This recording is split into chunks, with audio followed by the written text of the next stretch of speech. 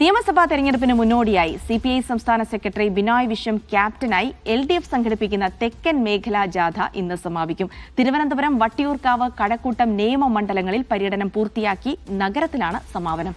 CPM സംസ്ഥാന secretary MV Govindan നയിക്കുന്ന വടക്കൻ മേഖലാ ജാഥ പാലക്കാട് ജില്ലയിൽ പര്യടനം തുടരും.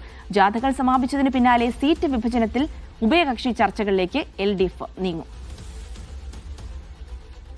വിജിൻ വായന്തോട് വിവരങ്ങൾ നൽകും. വിജിൻ, അപ്പോൾ സ്വാഭാവികമായിട്ടും ജനങ്ങളിലേക്ക് ഇറങ്ങിച്ചെന്ന് ആദ്യം ഈ നിയമസഭാ തെരഞ്ഞെടുപ്പുമായി ബന്ധപ്പെട്ട് സർക്കാരിന്റെ നേട്ടങ്ങൾ അറിയിക്കുക എന്നുള്ളൊരു ലക്ഷ്യം അതേത് ഏറെക്കുറെയൊക്കെ പൂർത്തിയാക്കി വരുന്നു. ഇനിയാണ് യഥാർത്ഥ പരീക്ഷയും പരീക്ഷണമൊക്കെ ഇരിക്കുന്നത്. സ്ഥാനാർത്ഥി നിർണയ ചർച്ചകളിലേക്കൊക്കെ കടക്കണം, ആര് എവിടെയൊക്കെ മത്സരിക്കുമെന്നുള്ള കാര്യങ്ങളിലൊക്കെ ഒരു തീരുമാനമെടുക്കണം. ഇനിയിപ്പോൾ അത്തരം ചർച്ചകളിലേക്ക് നീങ്ങാനുള്ള സമയം കൂടിയാണ്. പ്രാഥമികമായി ഏതൊക്കെ കാര്യങ്ങളിൽ തീരുമാനമെടുക്കുന്നു, ഇനി എന്തൊക്കെ പ്രതീക്ഷിക്കേണ്ടതുണ്ട് വിജിൻ?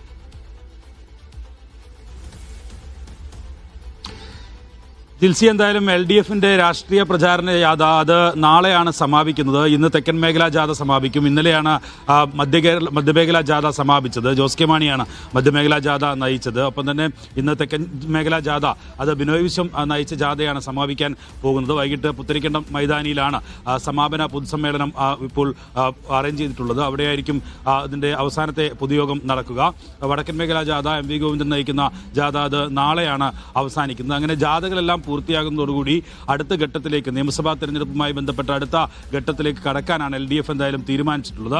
ജാഥകൾ ആരംഭിച്ചത് മുതൽ പലതരത്തിലുള്ള വിവാദ വിഷയങ്ങൾ ഉണ്ടായിരുന്നു. ഒപ്പം തന്നെ സർക്കാരുമായി ബന്ധപ്പെട്ട സർക്കാർ നടത്തിയ വികസന പ്രവർത്തനങ്ങൾ ഓരോന്നും എണ്ണി പറഞ്ഞുള്ള പ്രസംഗങ്ങളായിരുന്നു നേതാക്കളുടെ ഭാഗത്തുനിന്നൊക്കെ ഉണ്ടായത്. എന്തായാലും സ്വർണ്ണക്കൊള്ളയുമായി ബന്ധപ്പെട്ട വിഷയം തന്നെയായിരുന്നു ആദ്യഘട്ടത്തിൽ പലതരത്തിലും ചോദ്യങ്ങളായി മാധ്യമപ്രവർത്തകരുടെ ഭാഗത്തുനിന്നും ഒപ്പം തന്നെ എല്ലാ ജാഥ ലീഡർമാർക്കും വിശദീകരിക്കേണ്ടിയും വന്നിട്ടുണ്ട്. എന്തായാലും അത് മാറി സ്വർണ്ണക്കൊള്ളയിൽ നിന്ന് പിന്നീട് കൊടിമരവുമായി ബന്ധപ്പെട്ട വിവാദങ്ങളിലേക്ക് പോകുന്നു. അതിനുശേഷം ഇപ്പോൾ ആഗോള അയ്യപ്പ സംഘവുമായി ബന്ധപ്പെട്ട വിഷയത്തിൽ ഉള്ള വിവാദങ്ങൾ ഉണ്ടാകുന്നു. അതുമായി ബന്ധപ്പെട്ട ഓഡിറ്റ് റിപ്പോർട്ടുമായ വിഷയങ്ങൾ ഉണ്ടാകുന്നു. ഒപ്പം തന്നെ മധ്യമേഖലാ ജാഥയിലേക്ക് വരുമ്പോൾ ജോസ് കെ മാണി പാലയിൽ മത്സരിക്കുന്നതുമായി ബന്ധപ്പെട്ട് റോഷി അഗസ്റ്റിൻ, ജോസ് കെ മാണി അഭിപ്രായങ്ങൾ, അതുമായി ബന്ധപ്പെട്ട സംഭവവികാസങ്ങൾ ഉണ്ടാകുന്നു. അങ്ങനെ പലതരത്തിലുള്ള വിവാദങ്ങളും ഈ ജാഥയുടെ പിറകെ തന്നെ ഉണ്ടായിരുന്നു എന്നുള്ളതാണ്. അതിനുശേഷമാണ് ഇപ്പോൾ ജാഥ സമാപനത്തിലേക്ക് കടക്കുന്നത്.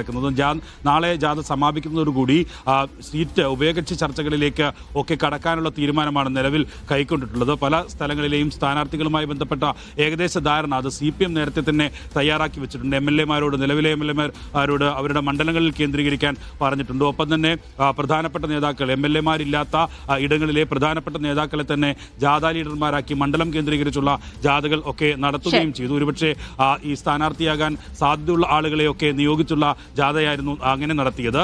അങ്ങനെ ഇത്തരത്തിലുള്ള നടപടികളൊക്കെ പൂർത്തീകരിച്ച് ഇനി ഉഭയകക്ഷി ചർച്ചയിലേക്കും ഒപ്പം തന്നെ സീറ്റുകൾ വെച്ചുമാറുന്നതുമായി ബന്ധപ്പെട്ട വിഷയത്തിലേക്കും ചർച്ചയിലേക്കും ഒക്കെ ആണ് LDF ഇനി കടക്കുക. ജിൽസി.